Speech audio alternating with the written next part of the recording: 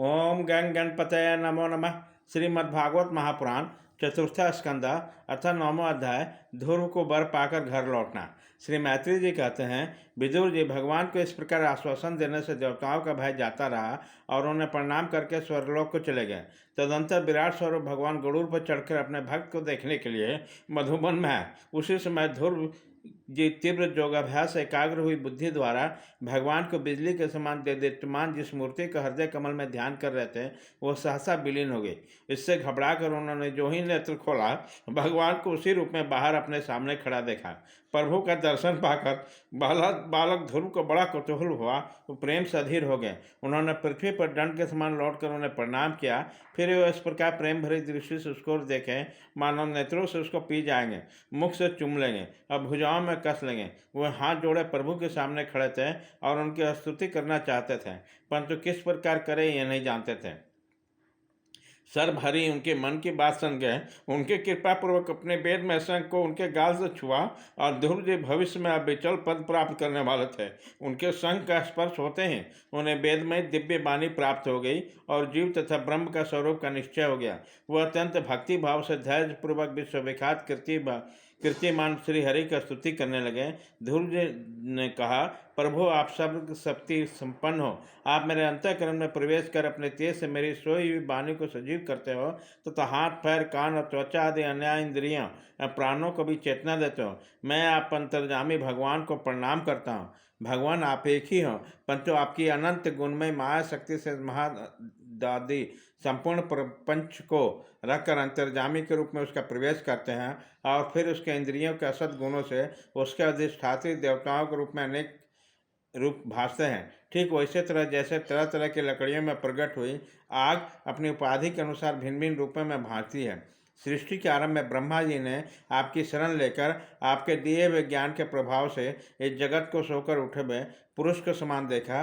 दीन बंधु, आप अब आपके चरण तल का मुक्त पुरुष ही आश्रय लेते हैं। कोई भी कृतज्ञ पुरुष उन्हें कैसे भूल सकता है। प्रभु इन सौतुल्य शरीरों के द्वारा भोगे जाने वाला इंद्रियों और विषयों के संसर्ग में उत्पन्न सुख तो मनुष्य को नरक में भी मिल सकता है। जो लोग इस विशेष सुख के लिए ललायित जाते हैं और जो जन्म मरण के बंधन से छुड़ा देने वाले कल्प तरु स्वरूप आपकी उपासना भगवत प्राप्ति के सिवा किसी अन्य उपदेश से करते हैं, उसकी बुद्धि अवश्य आपकी माया के द्वारा ठगी गई है। नाथ, आपके चरण कमलों का ध्यान करने से और आपके भक्तों का पवित्र चरित्र सुनने से प्राणियों का जो आनंद प्राप्त होता है वो निजात स्वरूप ब्रह्म में भी नहीं मिल सकता।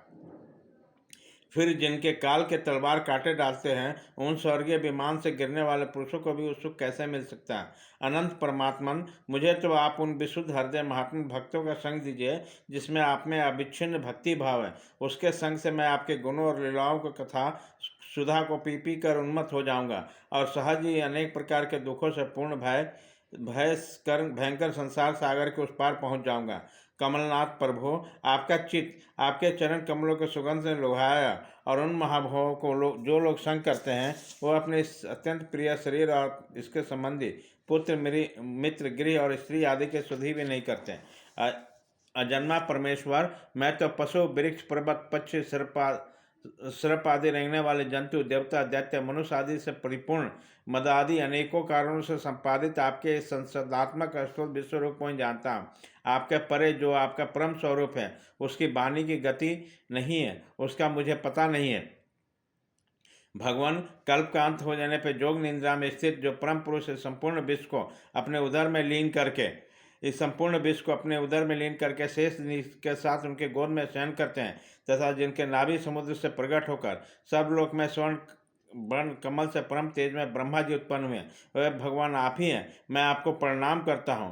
प्रभु, आप अपने अखंड चिन्मय दृष्टि से बुद्धि के सभी अवस्थाओं के साक्षी हैं तथा नित्य में शुद्ध सत्यमय सर्वज्ञ परमात्मा स्वरूप निर्विकार आदि पुरुष सदर्श संपन्न तथा तीनों गुणों का अधीश्वर हैं। आप जीवों से सर्वथा भिन्न है तथा संसार की स्थिति के लिए अधिष्ठाता विष्णु रूप के विराजमान है। आप में ही विद्या आदि विरुद्ध गतियों वाले अनेक शक्तियाँ धारावाहिक रूप से निरंतर प्रकट होती है। आप ही जगत के कारण अखंड अनादि अनंत आनंदमय निर्विकार ब्रह्म स्वरूप हैं। मैं आपकी शरण में हूँ। भगवान, आप परमानंद मूर्ति हैं। जो लोग ऐसा समझकर निष्काम भाव से आपका निरंतर भजन करते हैं उसके लिए राज्य आदि भोगों की अपेक्षा आपके चरण कमलों की प्राप्ति ही भजन का सच्चा फल है।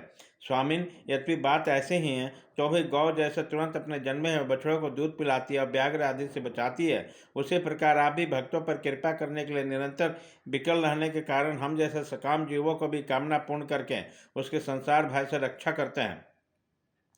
श्री मैत्री जी कहते हैं, मितुर विदुर जी, जब शुभ संकल्प वाले मूर्तिमान भगवान ने इस प्रकार स्तुति की, तब भक्तवत्सल भगवान उसके प्रशंसा करते हुए कहने लगे। श्री भगवान ने कहा, उत्तम व्रत करने वाले राजकुमार, मैं तेरे हृदय का संकल्प जानता हूँ। यद्यपि उस पद को प्राप्त करना बहुत कठिन है, तो भी मैं तुझे वह देता हूँ जो तेरा कल्याण हो।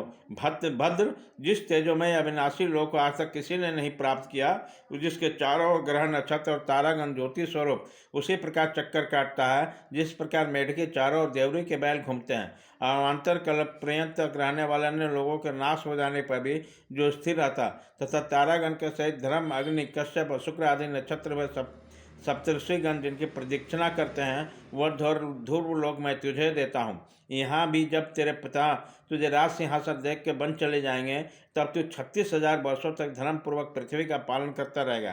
तेरे इंद्रियों की शक्ति जो कि त्यों बनी रहेगी। आगे चलकर किसी समय तेरा भाई उत्तम शिकार खेलता हुआ मारा जाएगा, तब उसकी माता सुरुचि पुत्र प्रेम में पागल होकर उसे वन में खोजते हुए दावानल में प्रवेश कर जाएगी। यज्ञ मेरी प्रिय मूर्ति है, तो अनेक बड़ी बड़ी दक्षिणाएं वाले यज्ञों के द्वारा मेरा आयोजन करेगा तथा उत्तम उत्तम भोग कर अंत में मेरा ही स्मरण करेगा। इससे तू अंत में संपूर्ण लोकों के वंदनीय और सप्तऋषियों से भी ऊपर मेरे निज धाम को जाएगा, जहाँ पहुँच जाने पर फिर संसार को लौट कर नहीं आना होता। श्री मैत्री जी कहते हैं, बालक ध्रुव इस प्रकार पूजित होकर उसे अपना पद प्रणांतर भगवान श्री गरुड़ध्वज को उनके देखते देखते अपने लोक को चले गए।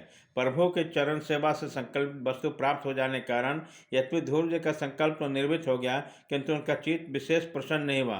फिर वो अपने नगर को लौट गए। भाग 1 खत्म।